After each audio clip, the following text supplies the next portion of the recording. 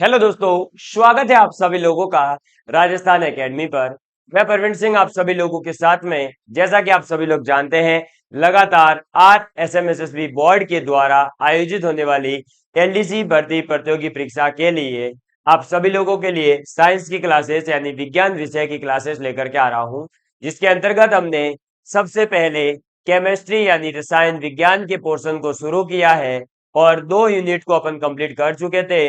Chemistry की last unit आपके syllabus की जो 3rd यूनिट है, कार्बन व उसके यौगिक, इसके बारे में अपन बात कर रहे थे, जिसके अंतर्गत अपन कार्बन और कार्बन की विशेषताओं को पढ़ चुके हैं, हाइड्रोकार्बन के बारे में पढ़ चुके हैं, इनके IUPAC नामकरण के बारे में पढ़ चुके हैं।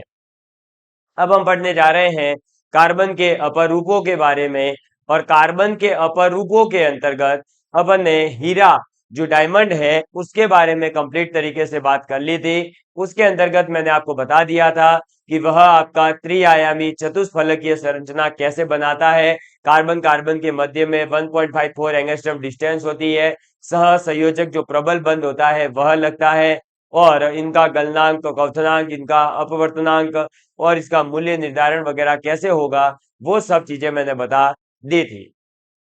अब हम आज एक नया अपर रूप कार्बन का पढ़ने वाले हैं, और ये जो नया अपर रूप रहेगा वह नया अपर रूप रहेगा आपके ग्रेफाइट। कौन सा रहेगा? ग्रेफाइट। ग्रेफाइट का नाम आपने जरूर सुना होगा, और ग्रेफाइट को अगर आपको देखना है अपने घर पर, तो जो भी आपके छोटे भाई बहन हैं या आपके खुद के पास में भी पेंसिल जरूर होगी। क्या होगी? पेंसिल। उस पेंसिल की जो ब्लैक कलर की नोक होती है, वह नोक जो है वो आपके ग्रेफाइट से ही बनी होती है। ठीक। और आपको बता दूं कि मैं Parveen Singh LDC lab assistant IIT JEE mains RRB ALP SSC MTS PTET जैसे एग्जाम्स में सिलेक्टेड हूं, और इससे पहले अपन ने टोटल 41 क्लासेस कंप्लीट कर ली है। आज अपनी 42 नंबर की क्लास है। कौन से नंबर की क्लास है? 42 नंबर की क्लास है। तो आज से पहले की सभी क्लासेस हमारे YouTube चैनल पर प्लेलिस्ट के अंदर कंप्लीटली अवेलेबल है। आप आसानी से जाकर के देख करके अपने नोट्स प्रिपेयर कर सकते हो। ठीक। तो चलिए आज की क्लास को शुरू करते हैं। क्लास का टाइमिंग आपको बता दूं, जो भी नए विद्यार्थी हैं, 8 PM यानी डेली 8 बजे आप लोगों के लिए ये क्लासेस रहती है। अभी थोड़े टाइम के लिए हमने इसे अल्टरनेटिव डेज पर कर रखा है, यानी एक दिन LDC की क्लास, दूसरे दिन लैब असिस्टेंट की होती है, पर आने वाले टाइम में हम इसको रेगुलर भी करने वाले हैं। ठीक है। चलिए, तो आज की अपने हेडिंग डालेंगे सबसे पहले ग्रेफाइट, क्योंकि आज हम बात करने वाले हैं ग्रेफाइट के बारे में। तो आप सभी लोग अपनी कॉपी में हेडिंग डालिएगा ग्रेफाइट।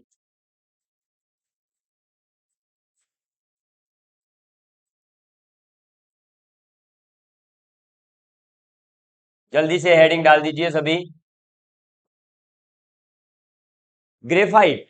ग्रेफाइट जो है, इसके अंतर्गत अगर हम देखें तो ये बने हुआ है किससे? ये बना हुआ है ग्रेफो वर्ड से। एक ग्रेफो है ना, ये बना है किससे? इस ग्रेफो शब्द से। और ये जो ग्रेफो होता है, इस ग्रेफो का मतलब होता है बेसिकली लिखना। इसका मतलब क्या होता है? लिखना। ठीक है। ग्रेफो का मतलब क्या होता है? लिखना। अब तो आप समझ गए होंगे कि ग्रेफाइट का उपयोग अपन पेंसिल में करते हैं, तो लिखने के लिए तो इसका उपयोग करते हैं। ठीक। बस तो ये इसीलिए यहां से बस थोड़ा सा याद रखना कि ग्रेफो मतलब लिखना होता है, तो ग्रेफाइट का उपयोग अपन लिखने वाले सामग्री में करते हैं। ठीक। अब इसके अंतर्गत अपन सबसे पहले पॉइंट लिखेंगे कि इसमें कार्बन का प्रत्येक परमाणु, कार्बन का प्रत्येक परमाणु, जो याद रखने वाली बातें हैं वो डायरेक्ट लिखवाई जा रही है, इसमें कुछ समझने वाली बात है ही नहीं, सीधे सीधे याद रखना है। तो इसमें क्या होता है कि कार्बन का प्रत्येक परमाणु कार्बन के अन्य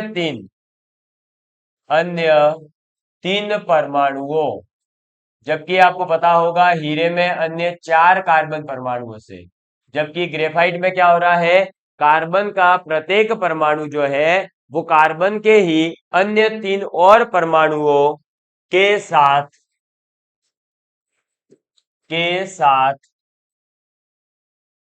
एक ही के साथ एक ही एक ही तल में बंद बनाते हैं। ठीक है, तो इसमें क्या होता है कि एक कार्बन परमाणु जो है वो अन्य 3 कार्बन परमाणुओं से जुड़ करके एक ही प्लेन के अंदर बॉन्ड बनाते हैं, बंद बनाते हैं। ठीक है, चलिए, और फिर इस प्रकार से क्या होता है इसमें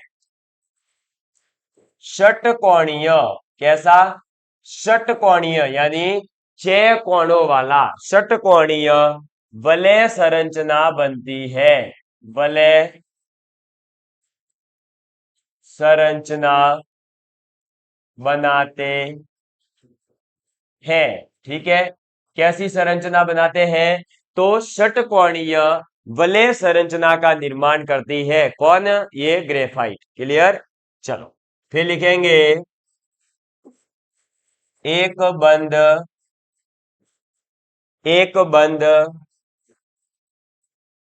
द्विबंध होता है, और इसके अंदर जो एक बॉन्ड होता है वो कैसा होता है, डबल बॉन्ड होता है, द्विबंध होता है ग्रेफाइट के अंदर, और जिसमें जिसमें कार्बन की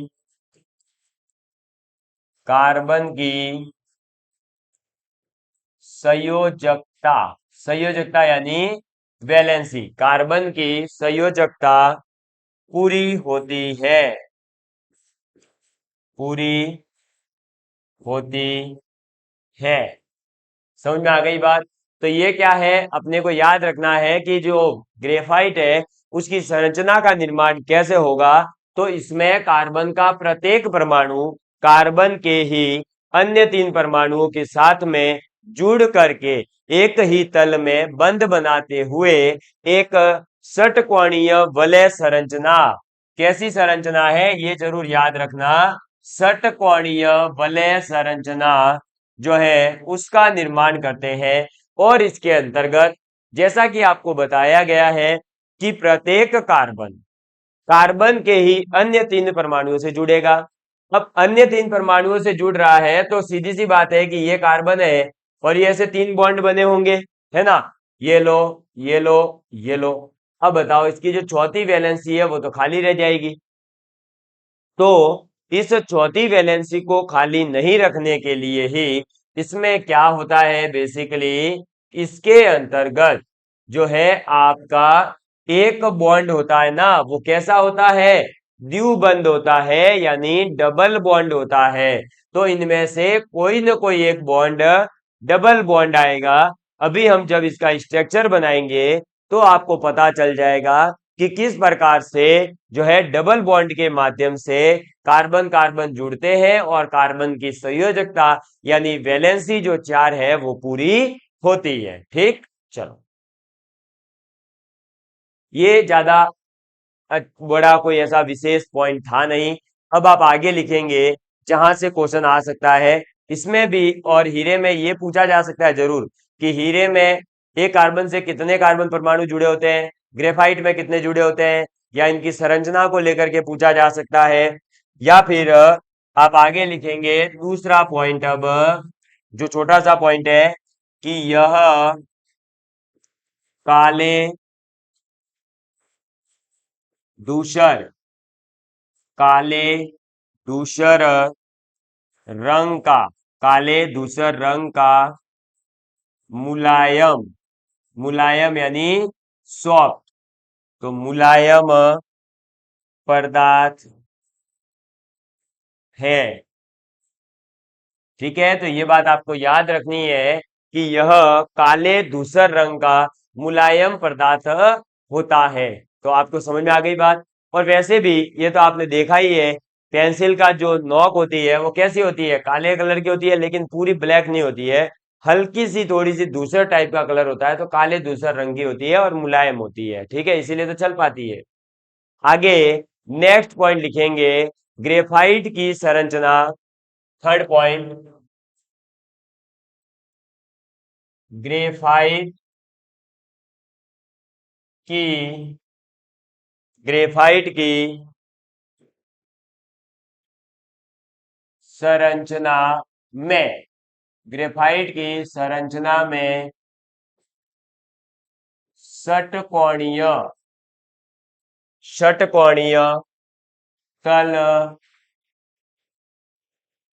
एक दूसरे एक दूसरे के एक दूसरे के ऊपर, आपको यह भी स्ट्रक्चर दिखेगा तो समझ में आ जाएगा कि ग्रेफाइट के अंदर क्या होता है। एक षटकोणीय तल होता है, फिर दूसरा षटकोणीय तल होता है, फिर तीसरा होता है, ऐसे जैसे अपने घरों में आपने देखा होगा एक मंजिल, दो मंजिल, तीन मंजिल, चार मंजिल होती है ना, वैसे ही ग्रेफाइट की जो षटकोणीय संरचना है वो कैसे होती है, पहले एक षटकोणीय तल ऊपर होता है, फिर नीचे, फिर नीचे, फिर नीचे से लेयर वाइज होता है।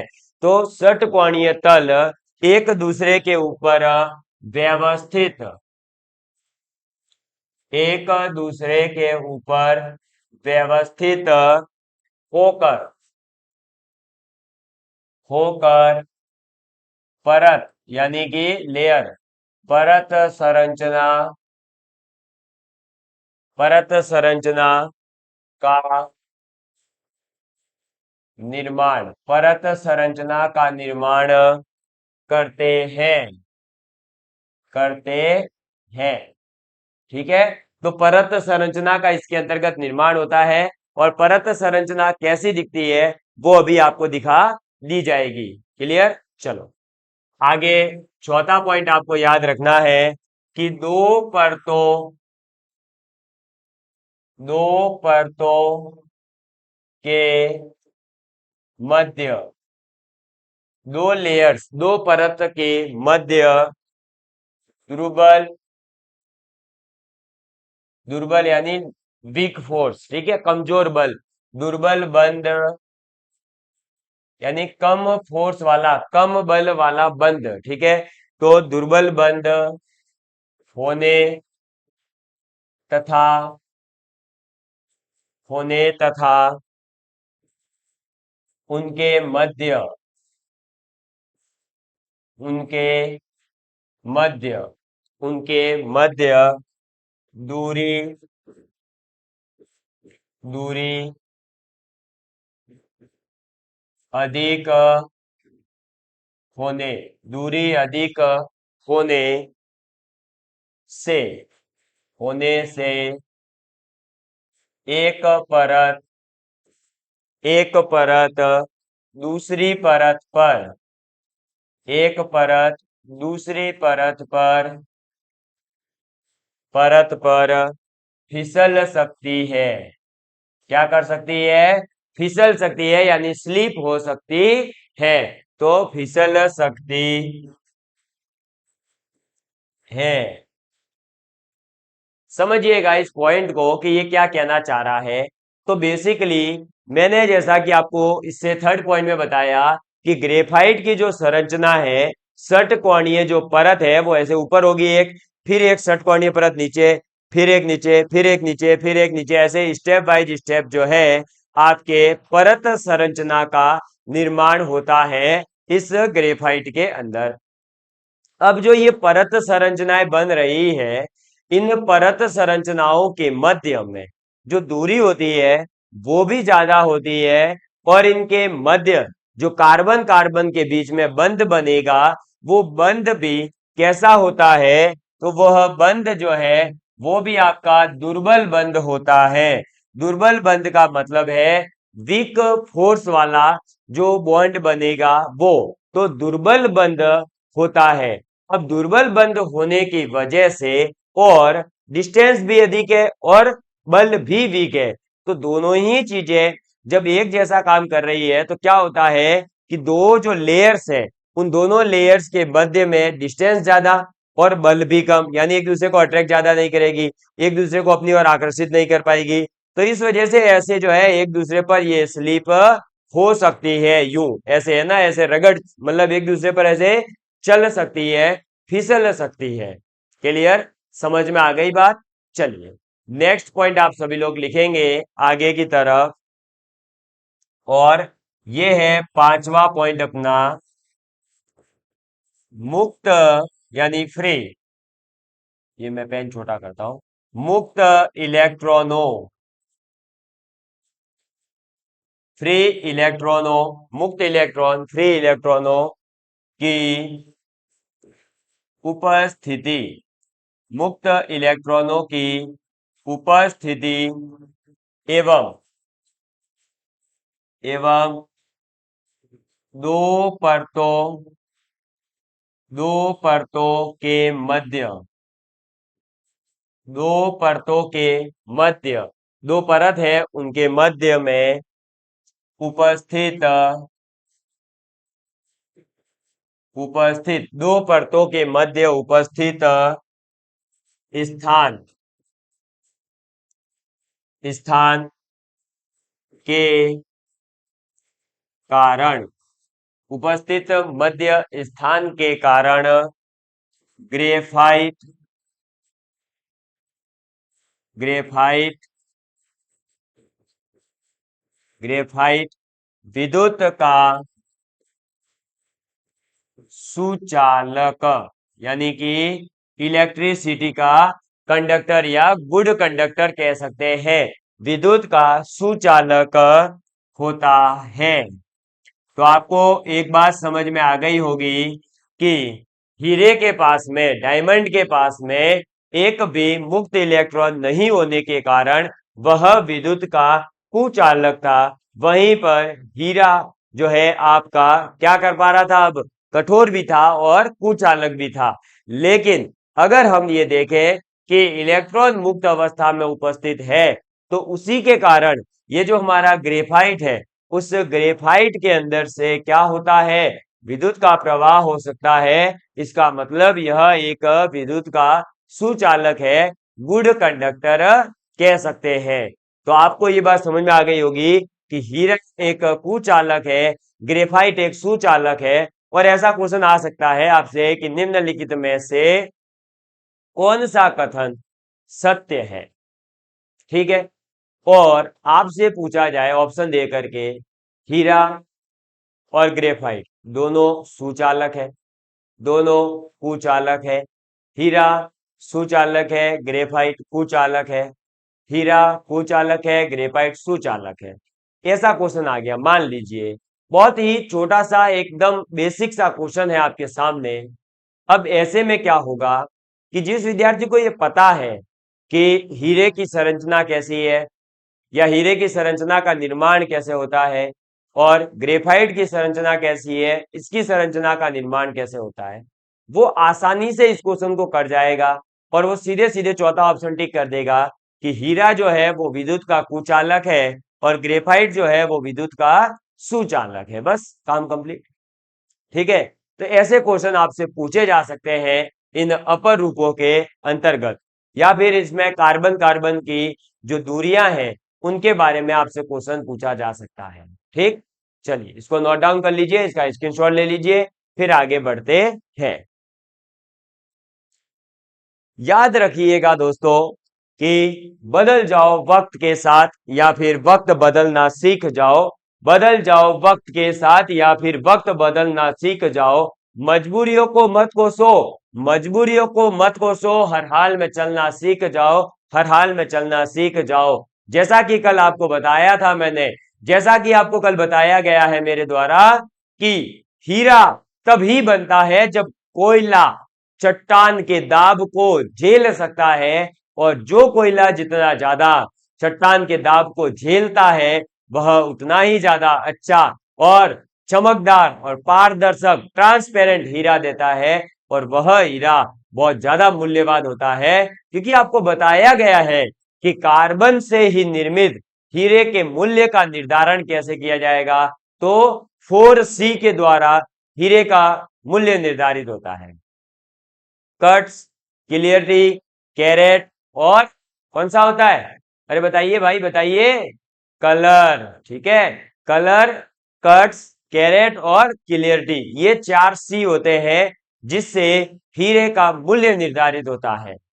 तो जो हीरा जितना ज्यादा क्लियर होगा उसकी वैल्यू भी उतनी ज्यादा बढ़ती जाएगी, उसके पास में ज्यादा कट्स होंगे। ठीक है, तो हीरे की तरह चमकना है तो हीरे की तरह, कार्बन की तरह तपना भी सीखो। ठीक, चलो, तो ये आपने लिख लिया, आगे बढ़ते हैं। नेक्स्ट पॉइंट आप लिखेंगे।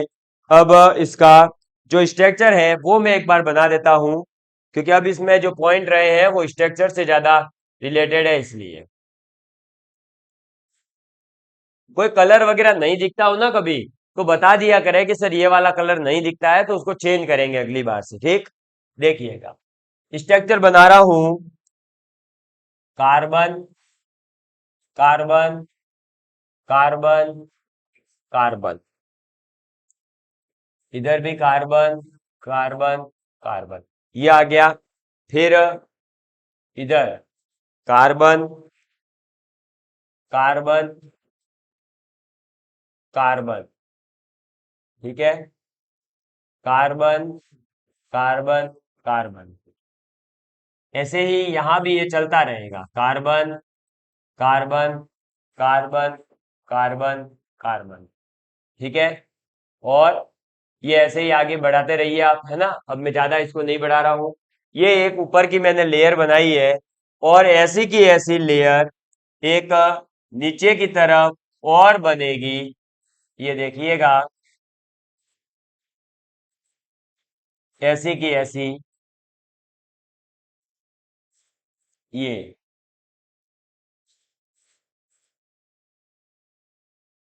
ठीक है। बस ये एक ही लेयर मैंने बनाई है, बहुत सारी लेयरें आप बना सकते हो, इसमें कोई बड़ी बात नहीं है। हमें लेकिन केवल और केवल ग्रेफाइट की संरचना को समझना है। हमारे एग्जाम में कोई ये संरचना नहीं आने वाली, और संरचना आ भी गई तो आप इस टाइप के डायग्राम को देख करके समझ जाएंगे कि यह ग्रेफाइट की संरचना है, क्योंकि आपको बता दिया गया है कि जो ग्रेफाइट है उसके अंदर षटकोणीय संरचना बनती है। और आपको क्लियरली दिख रहा होगा कि ये देखो, ये रही एक षटकोणीय संरचना। ये है या नहीं है षटकोणीय संरचना? क्या आपको ये बेंजीन जैसी संरचना नहीं दिख रही है? बस, तो ये षटकोणीय संरचना ही है। ये एक लेयर, ये दूसरी, फिर तीसरी, चौथी, ऐसे बहुत सारी आप लेयर बना सकते हो। अब जो ये लेयर है इसके अंदर ये जो कार्बन है अपना, ये जुड़े रहते हैं ऐसे, ऐसे, ठीक है, ऐसे, ऐसे, ये ऐसे जुड़े रहते हैं। समझ में आ गई बात? ये ऐसे जुड़े रहते हैं, कार्बन कार्बन, ये इससे नीचे तक ऐसे, ये इससे, बस। आपको ये समझना है कि हाँ, ऊपर वाली लेयर और नीचे वाली लेयर के जो कार्बन कार्बन परमाणु है वो ऐसे ऐसे ऐसे ऐसे, ऐसे जुड़े रहते हैं।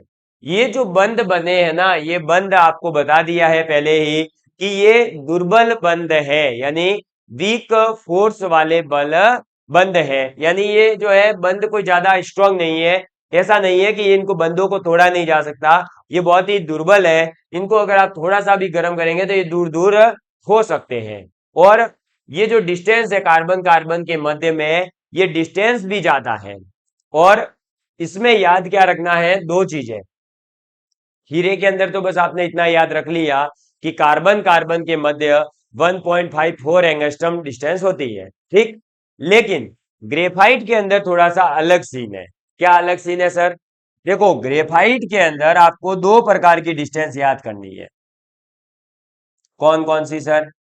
एक तो ये वाली डिस्टेंस, मतलब एक ही तल के अंदर, एक ही तल के अंदर जो कार्बन कार्बन में डिस्टेंस होती है वो होती है 141, 144, 144, 141, 141.5 पिकोमीटर। ठीक है, ये जो डिस्टेंस है ये कितनी होती है? 141.5 पिकोमीटर। एक ही तल के अंदर कार्बन कार्बन में डिस्टेंस इतनी होती है। लेकिन अगर पूछा जाए कि दो तलों के मध्य में जो कार्बन है उनकी डिस्टेंस कितनी होती है, तो उनकी डिस्टेंस होती है ये वाली, ये डिस्टेंस है ना, ये भाई देखो, एक तल ऊपर दूसरा तल नीचे, इनके मध्य में जो कार्बन कार्बन की डिस्टेंस है ये वाली, ये डिस्टेंस कितनी है, ये होती है 340 पिकोमीटर। समझ में आ गई बात। याद रखिएगा कि एक ही तल के अंदर कार्बन कार्बन में जो डिस्टेंस होती है, जो दूरी होती है, वो होती है 141.5 पिकोमीटर। और एक तल और दूसरा तल के मध्य में जो कार्बन कार्बन होते हैं ना, मतलब दो तल के मध्य में जो डिस्टेंस होती है वो होती है 340 पिकोमीटर। समझ में आ गई बात। तो आपको ये ध्यान रखना है दोनों दूरियों का, क्वेश्चन आप कंफ्यूज नहीं हो इसलिए ध्यान रखना। जब कहा जाए कि एक ही तल में उपस्थित कार्बन कार्बन की मध्य दूरी कितनी होती है ग्रेफाइट में, 141.5 पिकोमीटर। और अगर पूछा जाए कि दो तलों के मध्य उपस्थित कार्बन में कितनी डिस्टेंस है, तो वो होती है 340 पिकोमीटर। ठीक है, चलिए अब इसमें कुछ एक दो पॉइंट और है वो लिखिए और उपयोग लिखिए, और ये ग्रेफाइट आपका पूरा हो गया। ठीक है, तो जल्दी से लिख लीजिएगा अब आप, क्योंकि अब इसमें बस याद करने वाली चीजें हैं। तो पहला पॉइंट इसमें आप लिखिए, इसके बारे में स्ट्रक्चर समझ चुके हैं। तो यह जो है आपका चमकीला और चिकना, ठीक है, चमकीला होता है, चमकदार होता है, और चिकना होता है, वह फिसलनशील पदार्थ है। फिसलनशील पदार्थ है। फिसलनशील का मतलब क्या हुआ, फिसलनशील पदार्थ का मतलब हुआ कि आप फिसल सकते हैं। ये ऐसा थोड़ा सा चिकना पदार्थ है, तो ऑब्वियस सी बात है चिकने पदार्थ पे चलोगे तो फिसलोगे ही। जैसे आपने अगर देखा हो तो आपके जो केले का छिलका होता है उसके ऊपर अगर आप चलते हो तो गिरते हो कि नहीं, क्यों गिरते हो, क्योंकि वहां पर घर्षण जो है वो बहुत कम हो जाता है, चिकनाहट बहुत ज्यादा आ जाती है। तो ऐसे ही ग्रेफाइट के अंदर भी चिकनाईपन होता है, इसलिए ये फिसलनशील पदार्थ है। अब इसके उपयोग लिख लीजिए जल्दी से, तीन चार पॉइंट है बस। पहला पॉइंट आप लिखेंगे ग्रेफाइट पेंसिल में उपयोगी है। तो लिखिएगा पेंसिल में उपयोगी। ठीक है, पेंसिल का मतलब समझ ही गए ना, वो लिखने वाली जो पेंसिल आती है छोटे बच्चों के लिए, वो आपके अंदर उसमें जो ब्लैक कलर का नॉक होता है वो ग्रेफाइट का बना हुआ होता है। दूसरा पॉइंट आप इसके अंतर्गत लिखेंगे शुष्क यानी ड्राई, शुष्क स्नेहक के रूप में। तो इसका उपयोग जो है, आप शुष्क स्नेहक यानी आपने देखा होगा कि अगर जैसे आपके साइकिल की चेन है, बाइक की चेन है, उनके अंदर आप लगातार थोड़े थोड़े टाइम के बाद में ग्रीस लगाते रहते हैं ताकि वो जो है ज्यादा क्या नहीं हो, आपके भारी नहीं चले, स्मूथली साइकिल वगैरह चल सके। वैसे ही जो वो तो क्या होता है थोड़ा सा लिक्विड, या अपन कह सकते हैं कि एक लिक्विड और सॉलिड का मिक्स फॉर्म में होता है ना। लेकिन अगर शुष्क यानी ड्राई स्नेहक अपन को चाहिए होता है तो अपन ग्रेफाइट का उपयोग करते हैं। इसके अलावा इसका उपयोग इलेक्ट्रोड को बनाने में भी किया जाता है। इलेक्ट्रोड को बनाने में, ठीक है, इलेक्ट्रोड्स को बनाने में भी हम ग्रेफाइट का उपयोग करते हैं। चौथा पॉइंट आप लिखेंगे आगे आपका नाभिक,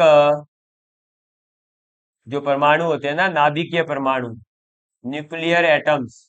तो नाभिकीय परमाणु भट्टी, नाभिकीय परमाणु भट्टी में, नाभिकीय परमाणु भट्टी में मंदक के रूप में, ये सबसे ज्यादा इंपॉर्टेंट है, याद रखना ये पूछा गया है, मंदक के रूप में उपयोगी या उपयोग, इतना याद रख लो।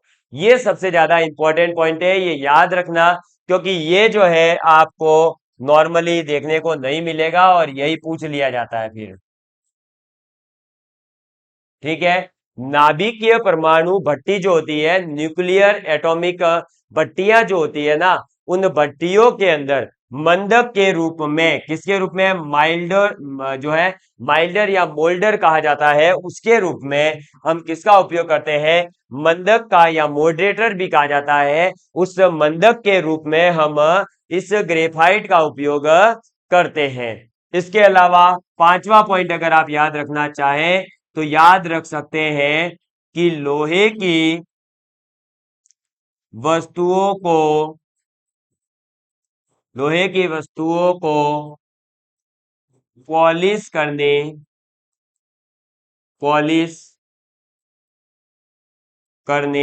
में, ठीक है, अगर आपके पास में कोई लोहे की वस्तु है तो उस लोहे की वस्तु को पॉलिश करना है ना, जैसे जूते को पॉलिश किया जाता है, वैसे ही अगर हमें लोहे की वस्तुओं को पॉलिश करना है तो हम ग्रेफाइट का उपयोग कर सकते हैं। इसी के साथ कार्बन के क्रिस्टलीय अपर रूप में से दूसरा जो अपर रूप है ग्रेफाइट, वो पूरा होता है। ठीक है, एक बार हम देख लेते हैं ग्रेफाइट के बारे में।